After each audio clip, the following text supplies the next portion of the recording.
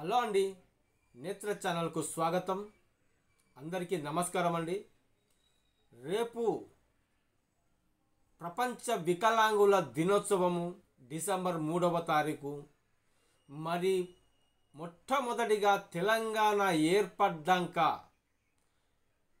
Congress government అధికారంలోకి వచ్చింది. ఈ ఒక సంవత్సరంలో ఫస్ట్ ఈ వికలాంగుల దినోత్సవం కాంగ్రెస్ నుండి ఏ సమాచారం రానున్నది, మరి ఎన్నో డిమాండ్లు ఉన్నాయి, వికలాంగులు ఎన్నో డిమాండ్లు ఉన్నాయి. ఇప్పటి వరకు ఏ ఒక్క డిమాండ్ కూడా నెరవేర్చలేదు కాంగ్రెస్ గవర్నమెంటు. కాంగ్రెస్ గెలిచి సంవత్సరం కానున్నది. అయినా వీళ్ళ డిమాండ్లు మాత్రం ఒక్కటి కూడా ఇప్పటి వరకు పట్టాలెక్కలేదని మన అందరికీ తెలుసు. మరి రేపు వికలాంగుల దినోత్సవం నాడు ప్రజలు అధికారుల నుండి ఎటువంటి ఇన్ఫర్మేషన్ అనేది లేదు. అయితే వికలాంగుల సంబంధించిన సంఘాలు ఉన్నాయి కదా, ఈ ఒక సంఘాలకు ఎటువంటి గవర్నమెంట్ నుంచి వెళ్ళి ఎటువంటిది రాకపోవడం అంటూ ఆశ్చర్యం కలిగిస్తుంది.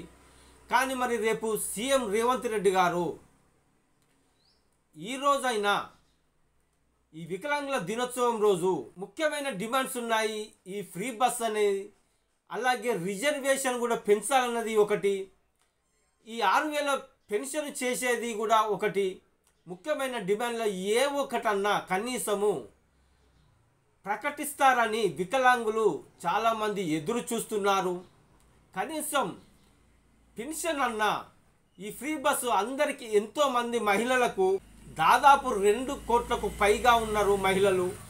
వాళ్ళందరికీ ఫ్రీ బస్ అనేది నడుస్తున్నది, ఈ పథకం అనేది. మరి వికలాంగులకు ఫ్రీ బస్ అనేది ఖచ్చితంగా గవర్నమెంట్ ప్రకటించాలి. ఎంతోమంది అభాగ్యులు ఉంటారు, వాళ్లకు ఈ ఫ్రీ బస్ అనేది కంపల్సరీ ప్రకటించాలి.